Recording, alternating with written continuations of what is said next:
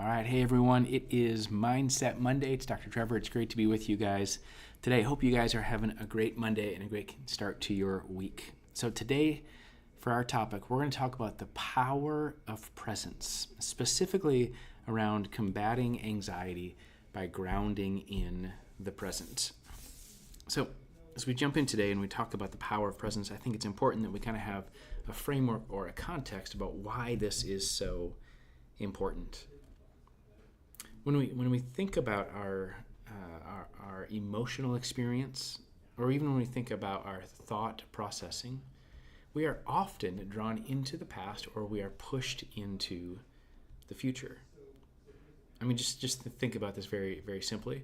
Whenever we're pulled into the past, our mind, our thoughts, our feelings are really, they're pulled, into this direction of what was, whether it's positive or negative or maybe even neutral, right? There's a lot of time and energy and effort spent focused on what was. And then on the other side of that, we have these thoughts and these emotional experiences that push us into the future. And it's really around this idea of what if. So if we were to just pause for a moment, just think about some of what I mentioned, kind of like an emotional experience. We recognize we can only actually feel what we feel in the present, right? I can't feel what I was going through yesterday or will be going through tomorrow, right? I can only feel what I feel right now. I can actually only think what I think right here and right now. But as I mentioned, we often get pushed and pulled to the past or to the future. Let's think about it like an emotion like guilt, right? That's related to something in the past, right? Something happened in the past. I feel guilt or remorse or regret, disappointment, all sorts of emotional experiences, maybe tied to some thought processes, right, that pull us into the past. And in the same kind of way, we have these emotional experiences like worry, concern, anxiety that propel us into the future. Like, what if this happens or doesn't happen? Or what if it works out or doesn't work out? What if this takes place or doesn't take place? Or, this constant swirling of what if. And that's where we're headed in today's conversation. Again, this combating anxiety, which we would identify as a forward feeling experience, anxiety. And we're going to talk about this idea of the power of presence, grounding in the moment. So as I use this language around the idea that anxiety puts us into the what if scenario, the ability to be present kind of anchors us with the different statements. And it's the statement of what is, like what is right here and right now. Okay, so as we talked about the future worry about what might happen, we talked about the past of replaying mistakes or regrets that maybe we've been through. It's one of the things that's a common experience for us, and it's called the anxiety loop. So here's the idea of the anxiety loop. So there's some kind of situation, some kind of triggering event that produces anxious thoughts. Those anxious thoughts end up our body responds to those anxious thoughts, and so we have these body reactions, which ultimately creates more anxious thoughts, which leads to the idea of this fight or flight, this avoidance or this rumination. Okay, so this idea of a trigger leads to anxious thoughts, leads to body reactions, leads to more anxious thoughts, leads to avoidance or rumination, and we get caught in this vicious cycle. In fact, in the work that I do as a marriage and family therapist or as a systemic therapist, one of the terms we use frequently is what's referred to as systemic anxiety. And it's this exact same concept of the anxiety loop, which is simply this. Anxiety is contagious. Like this idea that when I get anxious, it makes my spouse get anxious, which makes our kids get anxious, which makes the dog get anxious, which makes me more anxious, which makes my kids more anxious, which makes my spouse more anxious, and on we go, right? This vicious cycle that we find ourselves in. So today we're going to talk about this idea that the antidote to this cycle, right, this combating anxiety, this forward feeling experience we have, is to be grounding in the present. And when we do that, anxiety just has less power in that instance. All right, when we can take back control and power, and we can focus on what is right here, right now, rather than what if in the future, we can steal the power of being propelled into the future, of spinning in these anxious cycles over and over and over. So how do we do that? Well, let's kind of walk through a few practical exercises and experiences today. So I want to first of all, maybe just ask a question before we jump into some of these ideas or some of these exercises. The first is, I just want you to take a moment to kind of just maybe self-reflect. So when anxiety shows up for you, like when you get anxious, where does your mind usually go? Does it usually go towards the future, or does it usually go to the past? There's no wrong answer here. It's not like it's a trick question. It's just a simple question to engage ourselves in the process, to take inventory or assessment. When anxiety shows up for you, where does your mind usually go? The past or the future? Okay, I want to talk about this idea of the power of grounding, like experiencing the present. So here's a couple exercises for you. Here's one of the ones that I use all the time in my own life. I use it with clients here in the clinic, like just about every day. And it's simply this. It's the 5, 4, 3, 2, 1 grounding technique. 5, 4, 3, 2, 1 grounding technique. I want to walk you through this, and I'm going to share a variation of it that I actually find to be really helpful as well. Okay, so you're going to use your 5 senses in this exercise, and it's simply this: 5 things you can see, 4 things you can feel, 3 things you can hear, 2 things you can smell, and 1 thing you can taste. Okay, so that's 5, 4, 3, 2, 1. So how does this have any weight or any actual effect on us? When you think about it, our 5 senses of what we can see, feel, hear, smell, and taste only can be done in the present. Right? Just like when I was saying we can only have thoughts in the present, we can only have feelings, and the feelings are what pushes us to the past or to the future, right? Well, leveraging our senses helps us stay grounded. So I actually want to just walk through this for a second. Let's practice this together. So just wherever you are right now, just pause for a moment, and I want you to just look around. I want you to look around and identify 5 things that you can see. Okay, just pick them. 1, 2, look around the room, right? If you're inside, if you're outside, look around wherever you might be. What are 5 things that you can see right now? Okay, the next is 4 things you can feel. What are 4 things you can feel? Like, I can feel the table, I can feel my shirt, my hair, right? My skin. Right, if you're in a room, you can feel wherever is close to you. If you're sitting on a couch or a table, or you have a table in front of you, maybe you have a piece of paper next to you, maybe you're next to a wall, whatever that is, right? 4 things that you can feel. The next thing is 3 things that you can hear. Pause for a second. Listen for 3 things that you can hear. I can hear voices that are distant in the background. I can hear the air conditioning that just kicked on a little bit ago and the fan running. Yeah. I can hear like this faint little creaking. I don't know if that's from the ductwork or something in the building that I'm in. I think about like 3 things you can hear. Then 2 things you can smell. Like maybe you can smell yourself. Maybe you smell good because you put on perfume or cologne. Maybe you don't smell so good because you haven't showered yet today.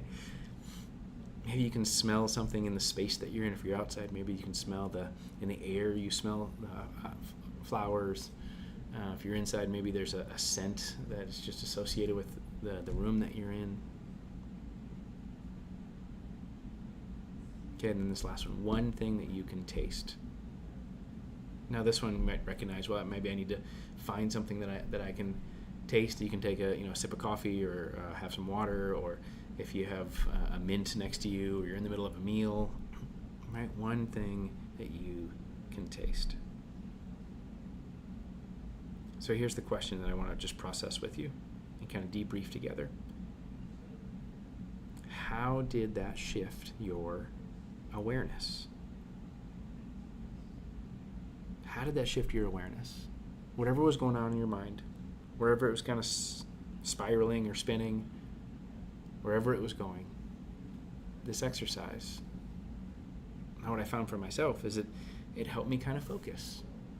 Right? It helped me to kind of, in those few moments we just did this, to focus in with my 5 senses, to be present.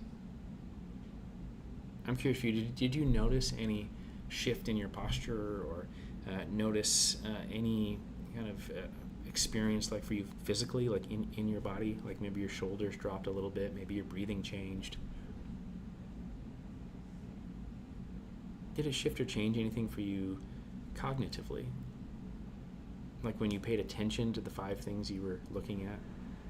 When your mind was starting to think about some of these things, what you're feeling, hearing, smelling, tasting?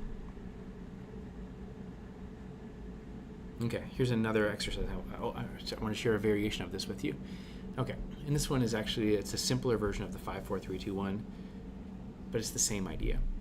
And I just call this the 3-3 exercise. And here's the 3-3 exercise. We're just going to use 3 of our senses, and we're going to do them 3 times each.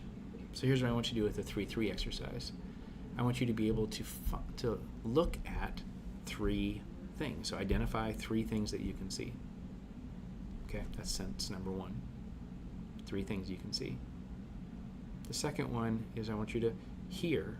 So you're going to listen for 3 things that you can listen for. Identify 3 of those. And then the third one is 3 things that you can feel or you can touch. Okay, very simple, varied option of the 5, 4, 3, 2, 1.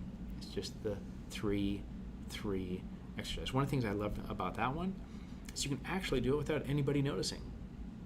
Like if you're sitting in the middle of a class, or you're sitting in the middle of a meeting at work, or you're sitting at home, whatever it is, right? You can look, you can listen, and you can feel. A great grounding experience. The second one is, just want to talk about the idea of anchoring the presence with breathing. One of the things we commonly practice here and we teach, and I find for myself to be super helpful, is what's called box breathing. And box breathing is simply this idea. It's like you can almost visualize drawing a box, a top, a side, a bottom, and another side. And so the idea is simply this. So at the top of the box, as you're kind of drawing across, you inhale, and you count to 4. So you're going to inhale. And when you inhale, you want to breathe in through your nose. Count to 4. Then this side is you're going to exhale through your mouth. 4. Then in the bottom, you're going to inhale again through your nose. Count to 4. And then you're going to exhale again this other side of the box through your mouth and count to 4. Okay, so this idea of box breathing is simply this idea of having a visual pattern for your breathing. You're going to inhale through your nose 4, exhale through your mouth 4. Inhale through your nose 4, exhale through your mouth 4. And what happens in that is we're actually changing the physical posture, right? When we can intentionally breathe, you know what it's doing? It's telling our nervous system. It's telling our nervous system that we're safe, that everything's good right here, right now. Like oftentimes when we talk about anxiety, we talk about this fight or flight response that kicks in. That's the amygdala at the back of our brain that pushes these chemicals, and it reprioritizes the nutrient in our brain, and it's all triggered around the experience of I'm not safe. Like whenever there is the thought or the threat of danger, that's when the amygdala gets to work, and that's when this fight or flight trigger responses. So to combat that, we use this idea of breathing. It's telling our nervous system, hey, I'm good right here, right now. Okay, so last thing I wanted to talk about is this very practical kind of application. So how do we put this into practice on a daily basis? And I want to share three of these exercises with you. These simple, practical ways to apply this mindset of being present. The first one is what I call a mindful micro moment. I know it's a mouthful, 3M, mindful micro moments. And it's this: take 60-second pause during the day. Just take a 60-second pause. And that could be actually while you're doing something. So while you're washing your hands, before a meal, sitting in traffic, just pause and be present. It might be breathing, it might be the 5, 4, 3, 2, 1, it might be the variation of that, the 3, 3. Just like a moment to check in with yourself, your thoughts, your feelings, your physical being, and just experience this mindful micro moment. The second one is this, so check in with your senses. So let's go back to the 5, 4, 3, 2, 1. So use the 5, 4, 3, 2, 1 technique anytime you feel anxious or disconnected. Use that as a way to, again, you're going to just check in with your physical self, right? You're going to remind yourself, hey, I'm here, I'm safe, and I'm okay. And that's going to lead us to the third thing you can practice every day, which is this kind of anchoring mantra. A mantra is like a belief that you hold on to, a saying that you hold dear. You know, in this case, for being present, it's as simple as this, like, I am safe, I am here, like right here, right now. A mantra like, right now, right here, I'm okay. And it's just reaffirming to your thoughts, your feelings, your nervous system, as you take that deep breath and you just remind yourself with this mantra, hey, I'm good. All right, so as we think about this and maybe some takeaways for today, let's just quick recap. So remember this idea of anxious thoughts, they propel us into the future. Right? There's this other experience we have that kind of pushes us into the past. And anytime we're pushed into the past, pulled into the future, it's robbing us of our ability to be present. So today's work was really around how do we recapture and how do we regain the power of being present. So we walked through those exercises, right? 5, 4, 3, 2, 1, the variation of that, 3, 3, box breathing, the mindful micro moments, the check-in with your senses, the anchoring mantra, any way and every way that we talked about today, helping yourself be present. I would encourage you as you do this, like look for creative ways that you can play this out today. Make a commitment when you wake up tomorrow morning, right? Whether that's you go for a walk and you literally stop and smell the roses. Maybe you're a person of faith and you maybe do a daily devotion or you have a time of prayer. Like I'm reminded of that passage where it says, be still and know that I am God. All right, maybe you just watch the clouds go by. Maybe if you like here in Florida, like I am, you get to watch the waves roll in off the beach. You watch the birds. You watch the wind in the trees. Like these intentional moments when we can learn to be present with ourselves. All right, thank you for tuning in today. I hope it was meaningful for you, and I encourage you to practice, again, the ability to be present, this power of presence by grounding in the moment. All right, Dr. Mike will be back on Wednesday for Wellness Wednesday. I'll be back on Friday for Faithful Friday. Hope you all guys have an amazing